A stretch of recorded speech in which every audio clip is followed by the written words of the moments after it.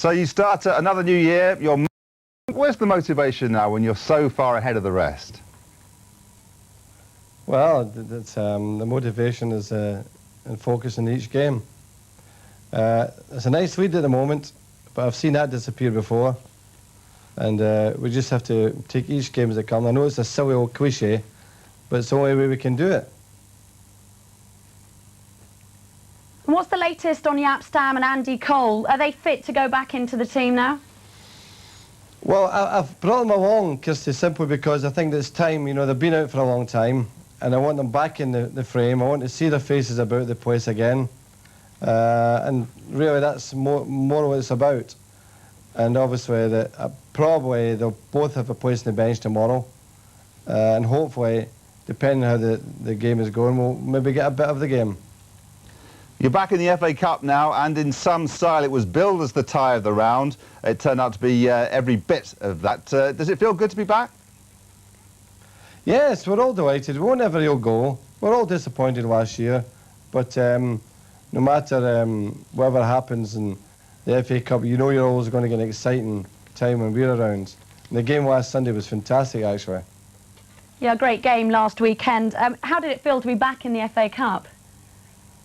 It was good for us. It was strange because it was probably when we got the draw, we said, well, it serves us right for being out the Cup the previous year, getting away tie to Fulham. It was really, it was a minefield, actually. And in the FA Cup, anything can knock you out. You know, a deflection, an own goal, a penalty, anything.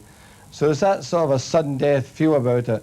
And other than that, the romance is always a fantastic thing.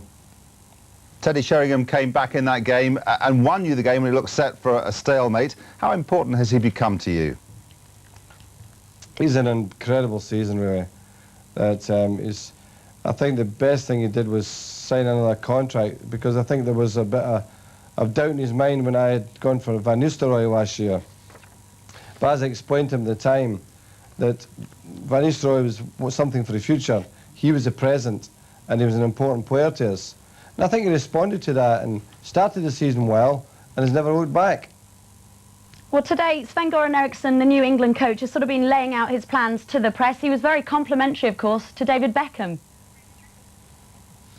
Well, David's a great player, and I'm sure that he'll be an integral part of Sven Eriksson's thinking. I'm sure of that. How big a job do you think he has on his hands, Mr. Eriksson? It's a massive job. I think that the job itself is difficult, but I think having to deal with the media attached to the English setup is very, very difficult. I don't think you can win that battle. So he's really got to depend and make sure he's got very good results. Do you think he faces a bigger penalty than maybe an English candidate might have done, purely because he's a foreigner? No, I don't think so. I said that to our group a couple of weeks ago. I think it's basically simple in that respect. If you think the criticism Graham Taylor got, and you think the criticism that Glenn Hoddle's got and Kevin Keegan has got, it's simply this: if you lose a game, you're going to get an incredible amount of criticism. And I don't think it'll matter whether your name is Sven Eriksson or Kevin Keegan or Graham Taylor or Terry Venables. Newspaper talk connected your name with that job while it was vacant. Was it one that you ever really seriously considered? No chance. I'm too old. So you don't envy Sven? Definitely not. Newspaper talk as well about a man who's in the papers on the anniversary of the cancelling of the maximum wage. I'm talking about David Beckham. It's 40 years since they abolished the maximum wage, and now the newspapers say that he's claiming something like £160,000 a week. Is there any truth in a story like that? No truth. Do you believe the papers? I'll ask you the question because I think it's important to understand what the media is about. You can't actually believe that. I mean, I know it's a problem to you, but how big a problem is it to you and other managers in your situation when what you're doing isn't properly reported? Well, we've never mentioned David's salary, or we've not even opened negotiations for the lad. I mean, I think it'd be proper to wait till we start negotiations, see where that takes us. But it is a difficult time for managers. It's a difficult time for football. If the introduction of this freedom of of movement and the cancellation of transfer system. You're in fact taking the identity away from a commodity which is very much a community thing.